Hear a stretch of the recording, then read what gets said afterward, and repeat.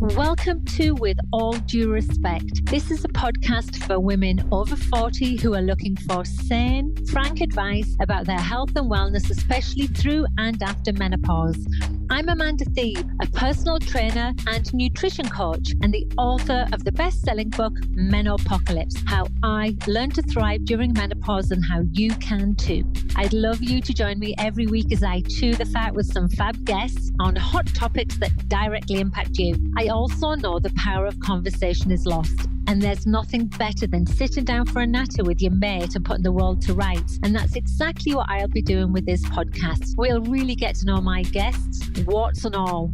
I've made it my mission to help you by exploding a few myths and presenting you with plain, simple facts. These inspiring conversations will hopefully empower you to be a healthy, strong, resilient bitch, just like me. Before we get started, don't forget to hit subscribe and leave a review, and then visit me at amandathebe.com. And now let's get started on today's show.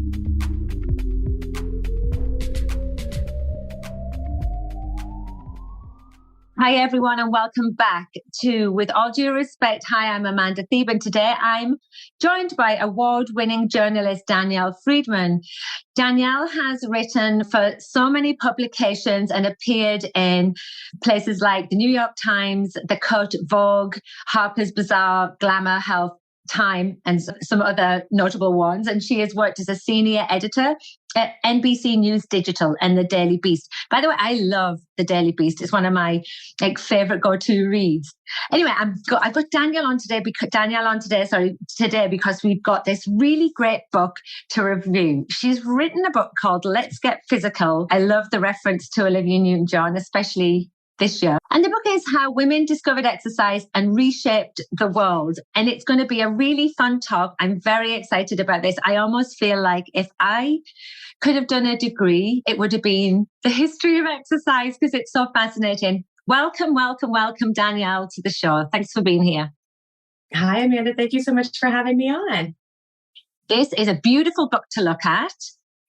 So lovely. It's bright pink. It's got yellow in. It's just really eye-catching. And it's got that iconic image on the front that literally sums up for me how the exercise phenomena started. Can you just talk a little bit about that, why that image is so important to you? Yeah, well, first of all, the whole aesthetic of the cover, we wanted it to feel kind of retro, to nod to the history, but also modern. And, as a way of sort of showing and suggesting how past is present, the past led to where we are today. And the image shows a woman who is lying on her back, engaged in I personally love that image because, again, there's a kind of a retro element. She is on her back, but she's also displaying strength. And it's like the font and the color scheme spoke to where we've been and also kind of, I think, where we're headed in terms of women maybe moving from that to standing on their own 2 feet. So this book isn't like anything you've ever written before, right? This is like your work isn't centered around fitness and exercise typically, is it? And so what made you want to do this? I mean, I think it's a brilliant read. And you've just also, while you're going to answer this question, talk about the accolade that you've just received. It's doing well, isn't it?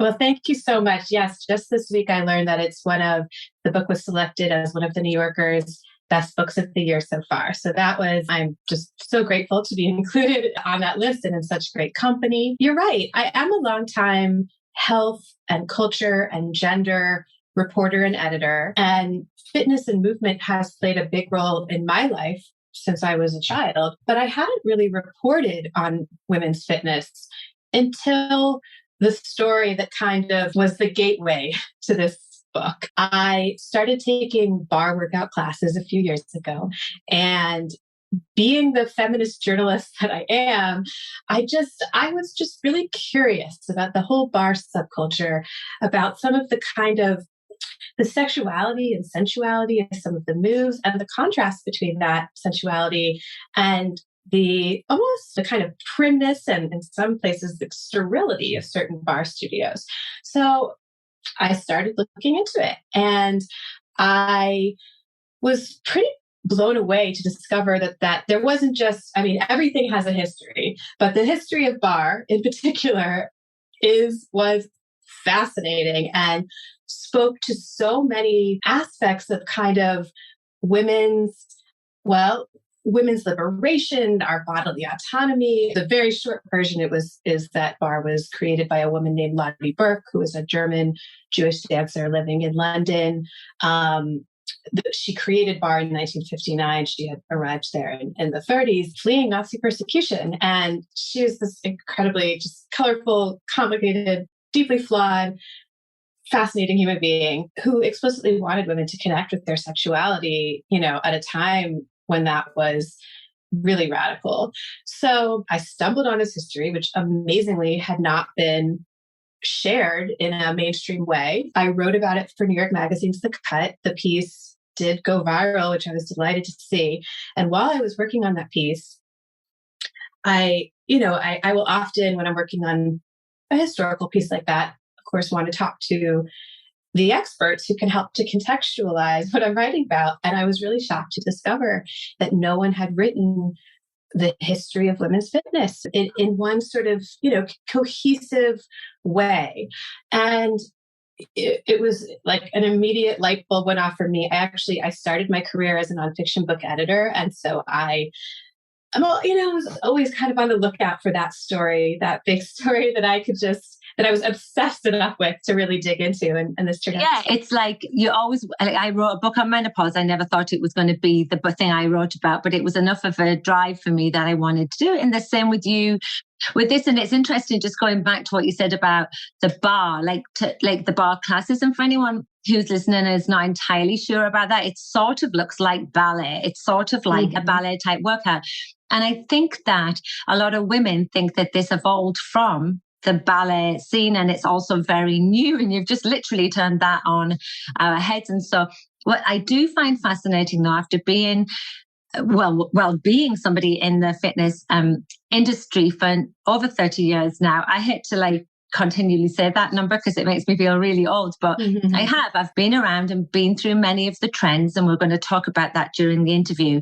But when I've ever found images or tried to find images to support the work I'm doing, it's always male. It's a very masculine industry. All of the leaders that I grew up with and all of my mentors and educators were male.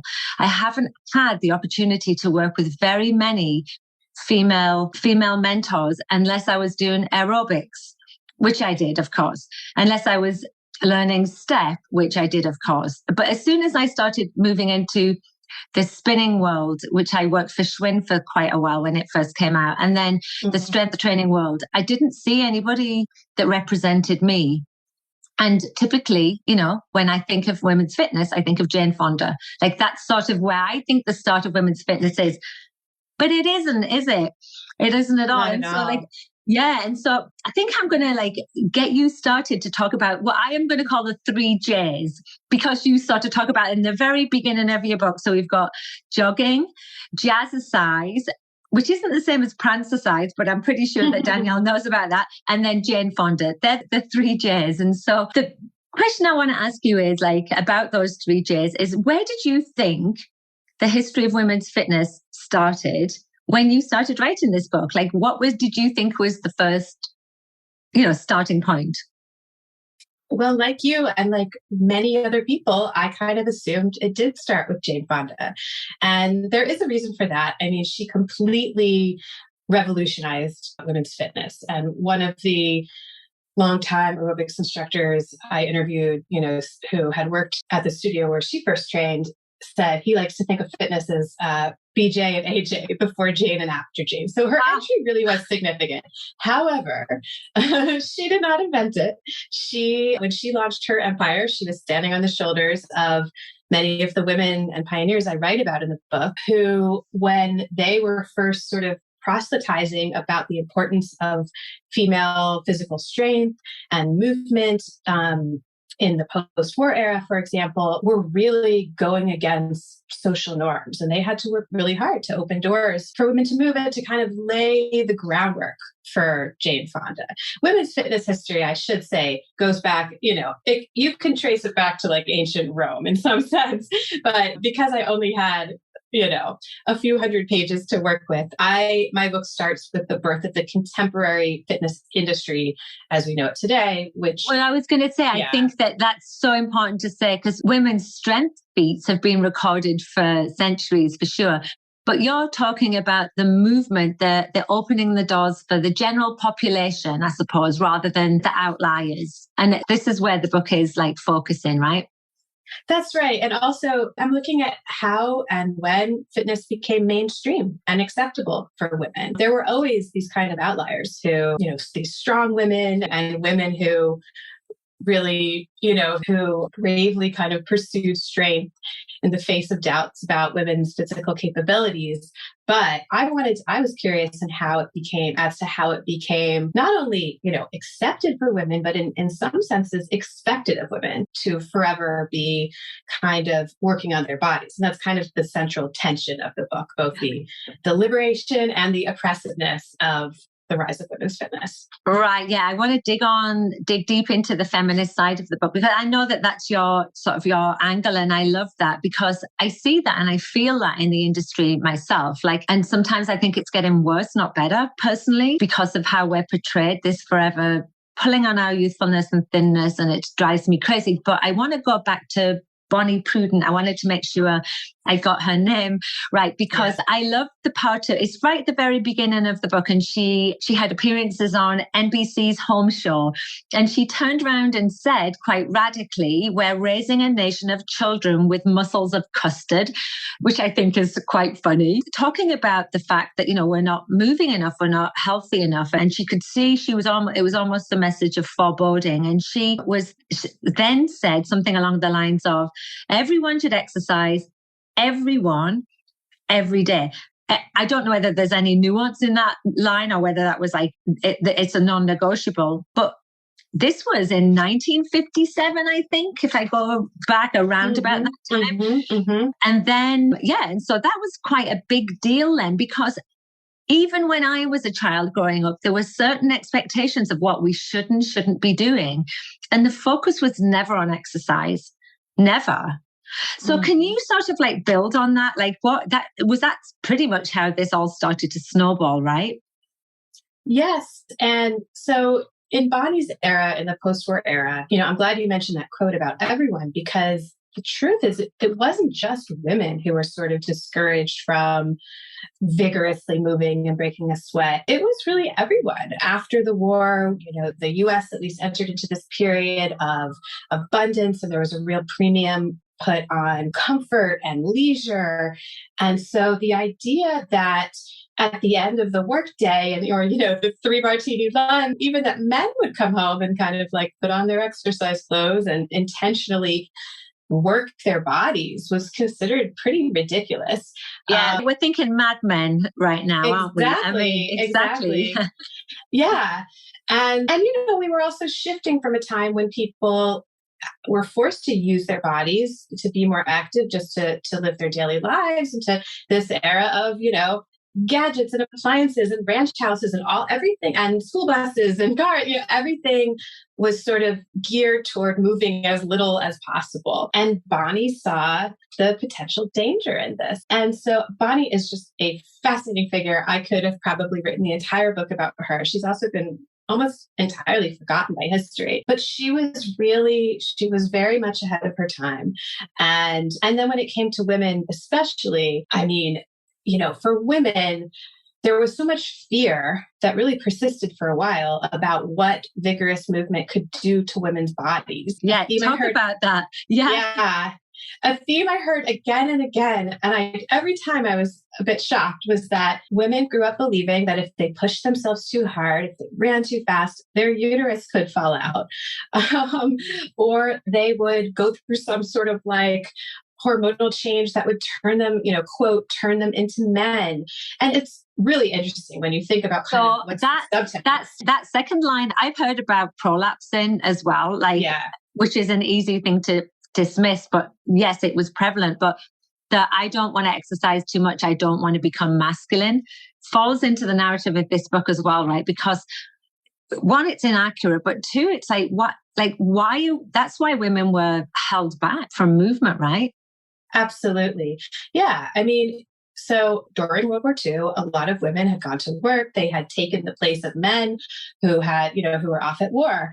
And so when the war ended, there was this real fear that women were becoming over masculinized and, whatever that means. And so in that era, there was so much, sort of performance of being a man, equating manhood with strength and womanhood with frailty and weakness, with women being the weaker sex. So for a woman to, privately or publicly sort of pursue strength in such a brazen way was really threatening to the social norms. And so it's interesting, there were all of these kind of urban legends and myths in place that really acted as social checks to hold women back. And it took women like Bonnie, who interestingly, it's not black and white, but to change those norms, Bonnie, quite savvily, even though she herself was like a proto-feminist, very liberated, would say that, she basically sold fitness for femininity. It was sort of, she had a catchphrase. It was no muscle, no curve, and she was ahead of her time in making the case that movement and fitness and strength could actually make women more attractive to men. So it's very interesting. And that's, again, it's this push-pull throughout the book of there were 2 steps forward, maybe 1 step back, but getting us closer to maybe where we are today. Yeah, and I think that that's where this all started. I mean, just tying this back to this sort of work I'm doing with menopause and hormone therapy, one of the ways that hormone therapy was marketed, like as a product rather than as a therapeutic in the 60s, was to be feminine forever. And it was marketed to men. Get your wife on hormone therapy because she will stay young and vibrant and thin. And so that I see that in many different avenues throughout the 60s. And it sort of ties into my next question to you, which was, when did we sort of see the conversation? I think you might have already answered it, where exercise was intrinsically tied into staying thin. Because how many times have we heard, like, we have to earn our food, we have to burn our calories, like, so that we can eat our salad. And it's I hate the whole tie-in. It's like the idea of exercise being for health is not as exciting as exercise keeping you thin and keeping you young. And so was there a particular point in the book where that was more clear than ever, or did you just see it evolve? And was it like the horse bolting essentially from the 60s onwards? Yeah, it was sort of this, to use the sort of Jane Fondaism, it was like a slow burn. In the 50s, funny. There was such a premium placed on fitness.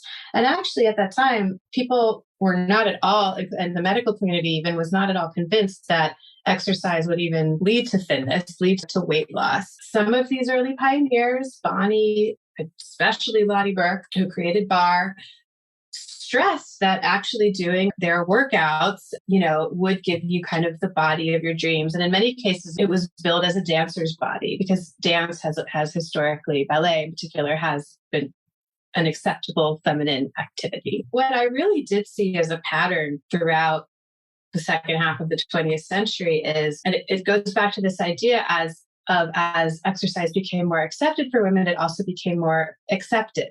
It also became more expected.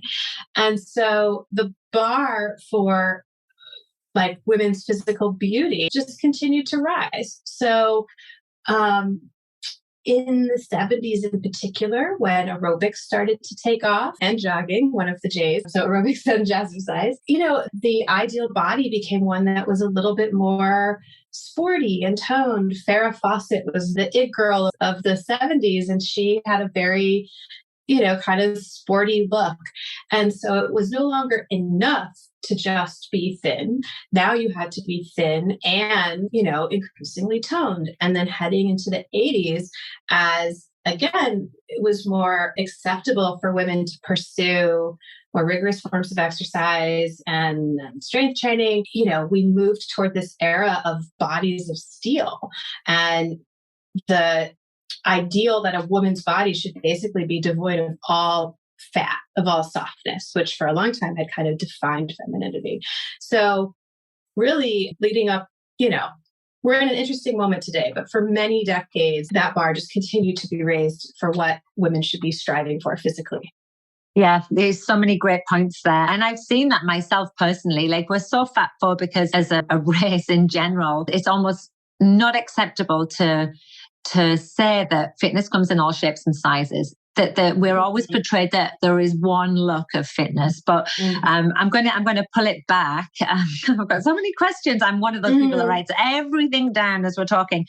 I want to talk about how exercise has been gendered, and I'll sort of like start it off by, I've always been that kid, the sporty kid. I was on every sports team. I'm the Jill of all trades, essentially. I was a good person to have on the team. And when I was at school, so I was born in 1970. It's actually my birthday today, but I was born in the 70s. Happy birthday! Yes. By the time this goes out, I'll be a month old, but that's okay. And so I was born in the 70s. And when I did PE at school, physical education, I only did lawn hockey, we just called it hockey, and netball, which is the female version, I suppose, of basketball. I wasn't allowed to do soccer. I wasn't allowed to do rugby. I could do track and field as well. But there was only certain sports within track and field that were gendered, right? And that didn't change until the last couple of decades at all. I see that. And as far as like exercise, like gendering is concerned, when I did martial arts and I did karate, and I ended up doing that and getting my black belt, that was something I did through my teens. And I was the only girl that went, the only girl out of 40 men. And I used to look around thinking, why don't any other girls do this? And I think I already realized then that I wasn't prepared to be told, I can't do that because I'm the wrong sex or the wrong gender. And so when did we see a shift in that, from the women should do aerobics only, that type of sport, rather than sports, like the fitness activities? When did you see that start to change? So the 70s, were, as many people know on a broader scale, were a time of so much change when it came to how women were encouraged to use their bodies, and the kind of, the ownership women were encouraged to take over their bodies. In the US with Title IX, which passed in 1972, and, greatly expanded women's access to athletics in schools, there was for a moment a period when women athletes and even, jocks, which had been a really pejorative term and continued to be in parts of the country, but starting to be celebrated. And of course, that coincided with the rise of the women's movement. And, it's not a coincidence that these other forms of these physical strength movements were happening at the same time that the feminist movement was encouraging women to take ownership of their reproductive health, of their lives, And so it's interesting because I did see that the women's movement, Title IX, all of this fueled women's fitness. I mean, and all of the women who played sports, for example, in high school and college, not all of them, but many of them, when they then graduated, wanted to continue being physical, being athletic. And so many of them then helped to populate the weight rooms or became fitness instructors. It was largely in the 80s, if we're talking on a big social scale, that then the pendulum kind of started to swing back in the other direction. And again, it's not all or nothing. The curve was still moving toward progress. Doors had been opened. But throughout the 80s, there was this kind of backlash, this social and political backlash to women's liberation in many aspects of society.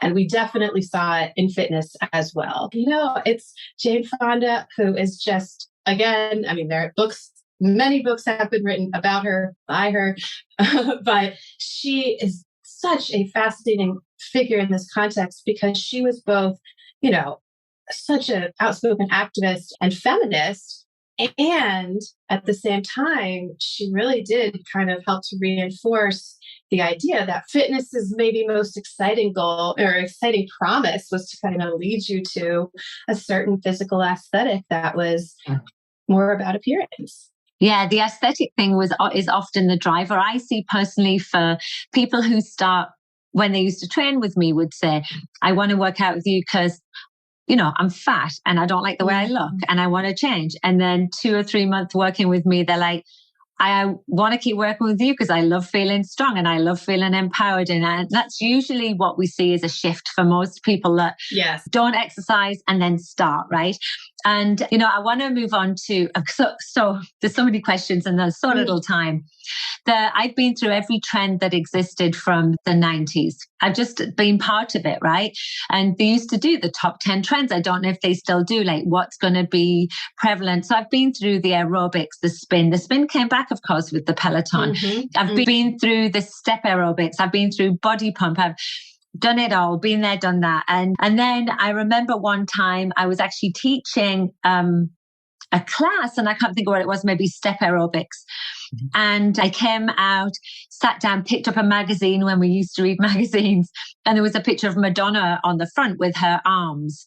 And I was like, I want arms like Madonna. How did she get arms like that? And so I'd done like education, but I still didn't truly understand how you build muscle, how you change the shape. Like I was still in the era where we were using the incorrect terms of like get your muscles long and lean. And I'm like, like understanding that physically isn't possible from, like a physiology standpoint. So then I started down the yoga path. I even went to India and trained with the guru for 3 months. Like, when I do something, I do it properly. And so, but then I actually pulled away from it pretty sharpish after being there. I committed to spending that time there and I didn't like what I saw. I didn't like what I found in the yoga world. And do you have any thoughts on that? Like, what were your discoveries when, looked into the yoga phenomena, which probably was, I'm thinking maybe the 2000s, really, for Western, maybe for it to be more mainstream. I know it's always been here for a while, but yeah. Oh, there's such interesting kind of connections there. And it was really, it was throughout the 90s that it started to take off and become in the US and become mainstream in the US. And I think it was around 98 when, Madonna was a huge driver of yoga in this country. And the Ashtanga movement. Yes. And so basically what started to happen, again, on a kind of mass social scale, was a lot of the women who had felt the burn in the 80s and, just fully sort of bought into the idea that you couldn't be working hard enough on your body, started to feel burnt out.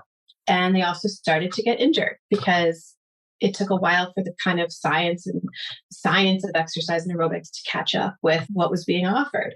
And they were also entering into a different stage of life in many cases. So women were tired.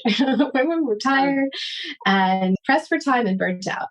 And it was in that sort of, a writer who wrote about it at the time called it she said, everyone's just kind of in need of a giant break, that burnout, that yoga began to take root. And women in particular found that they enjoyed being in, as opposed to like these big multiplex gyms that really started to take off in the late 70s and 80s. And, were often like these swinging single scenes. They liked being in a small room that was focused as much on how they felt as it was on what they were, the ways that they were moving. It's, there's many layers and complexities to it. Yoga is that. My yoga chapter was probably the most challenging to report because its history is incredibly long and uncomfortable. Yeah. And uncomfortable. One of the things that pulled me back from it. So I love the physical aspect. And I think this is not very ladylike this, but I think I left and went, as long as I have a hole in my bum, I'm not going to be spiritual. I think that's what I realized. Like, it's just not for me. And the problem I found with it is that while I loved the physical challenges of it, because I did the Ashtanga, which was physically demanding, it also didn't feel safe because of it was excessive demand. And in fact, the gurus that are there have since been exposed as being physically harming people, almost to the point of like abuse, which we won't go into today. But I would have someone stand on me with all of their weight to try and get me into a posture, which left me crying. And then the other side of it was the dogma that you couldn't just do yoga, but you had to become yoga. And it became to me an exercise of the privileged white women with too much time and money on their hands. That's what I saw in India.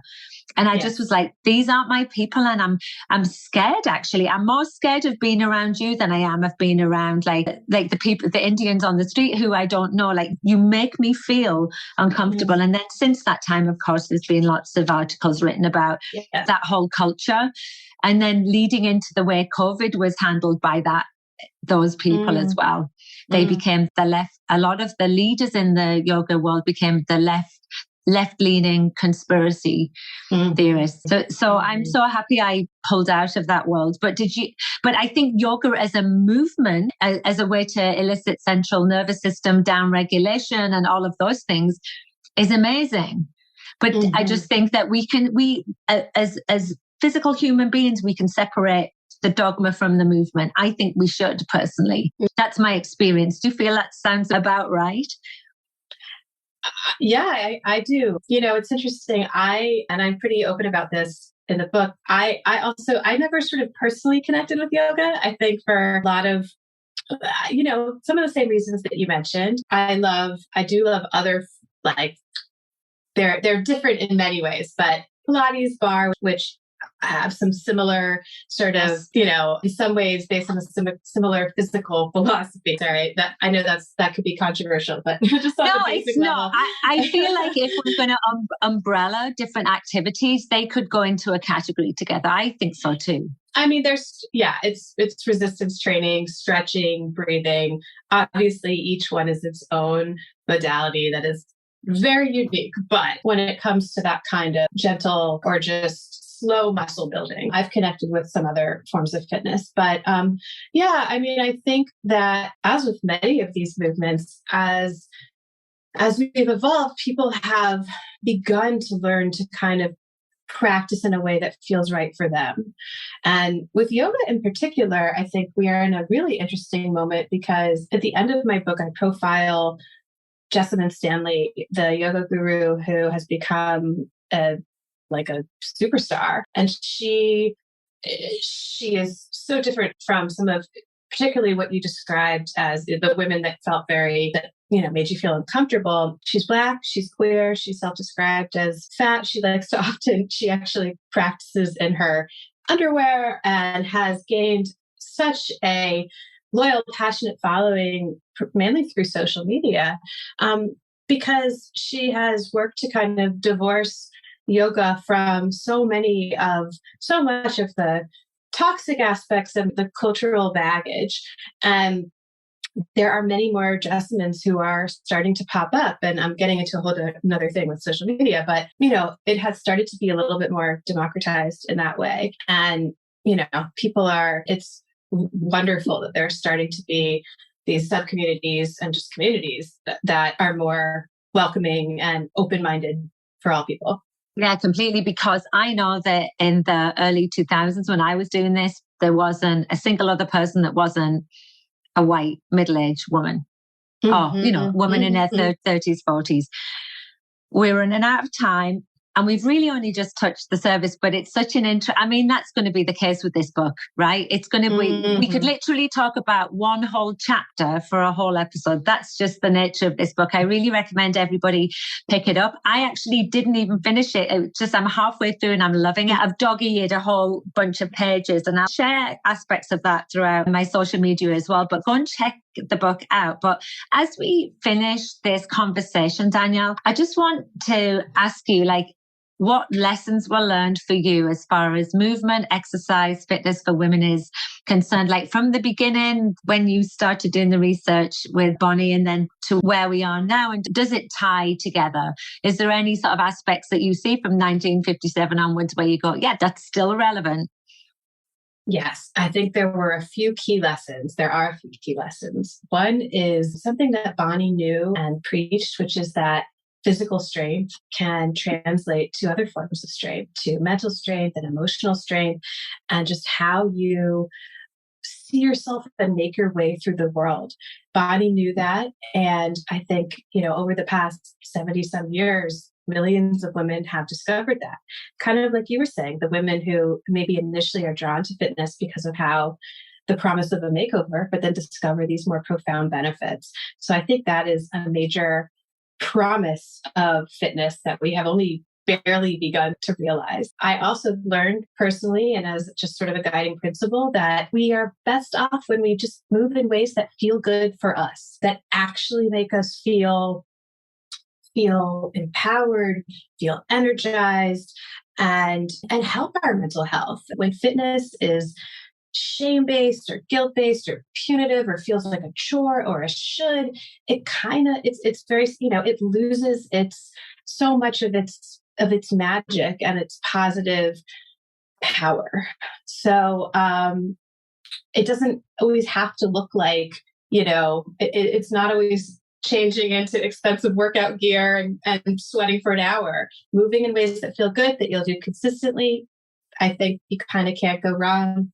And then the last thing I would say is, for me, something I just haven't stopped thinking about since researching this book is the power of endurance. And my main form of exercise is running.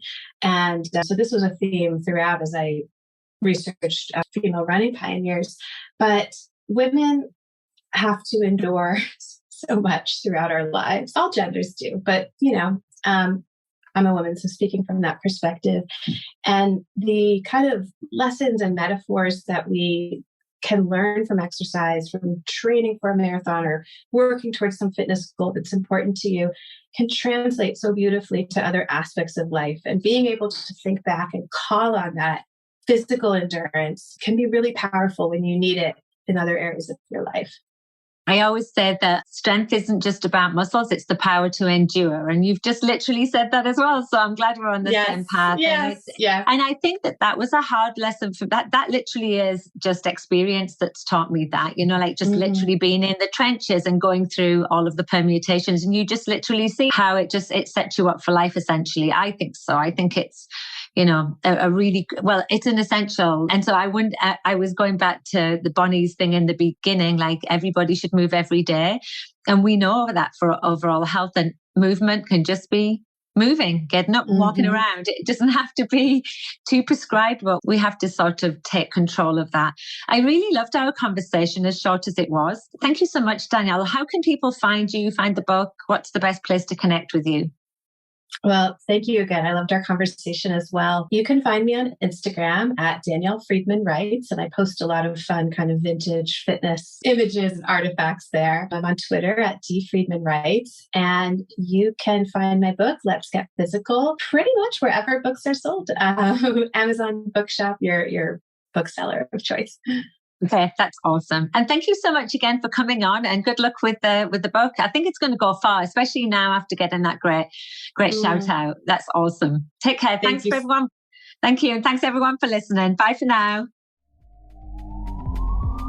Thank you so much for listening to the show. If you like what you hear, then why not subscribe to this podcast and leave me a review? You see, when you do this, it helps to raise the profile of my show and attract new listeners. And it also allows me to continue to deliver valuable content with great guests. And in return for you doing that, I will send you my 12-week core-focused program called Abs on Fire as a thank you. Simply drop me an email at amanda@amandasteve.com and I'll wing that your way. Bye.